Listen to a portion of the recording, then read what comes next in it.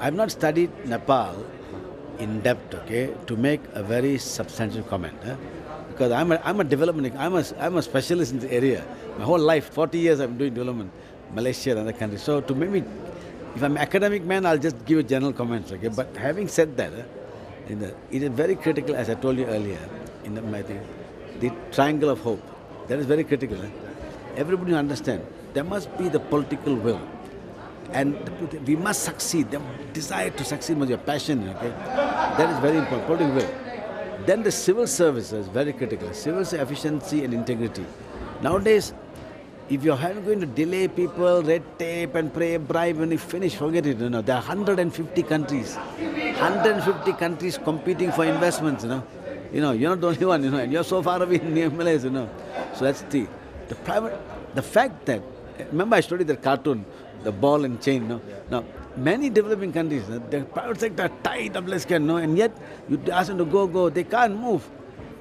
I tell you, if some private sector can survive under such difficult conditions, once you unleash them and give them the same opportunity, that Western people have, Malaysia now will give the other, these guys will become world beaters. Look, Malaysia, Singapore, Indonesia, all these countries, at one time the West thought, what can they do, they are developing, we are the one.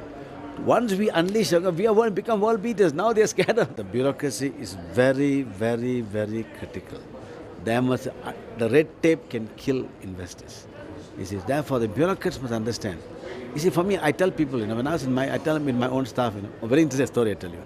I tell my staff, I was Deputy Director General, I tell them, hey guys, listen, investors will come to you, chairman of companies, MD will come to you, and they'll say, hello, how are you, Mr. So-and-so, Mr. So, come for lunch with me, come for dinner with me. You'll think, wow, you're a big shot because all the VIPs. No, they're not telling you, I tell them. They're talking to the monkey in the chair. Understand this, I said. These investors, chairman of company will come to a government officer. They're not talking to the government, they're talking to the monkey sitting in the chair. If the monkey real monkey was that, they will say, hello monkey, how are you monkey? Because the position you hold, okay? Please monkey come for lunch with me, monkey come for dinner with me, I said, it is most important to ask yourself, if tomorrow I leave this job, how will they treat me? Will they treat me with respect that this man helped us to make things succeed without being corrupt? That is the key attitude. One of the things, every government servant, Malaysians told all civil servants, you don't ask yourself, why must I work so hard to make the private sector make money? This is a normal attitude of some government servants. Why must I work so hard to make the private sector make money?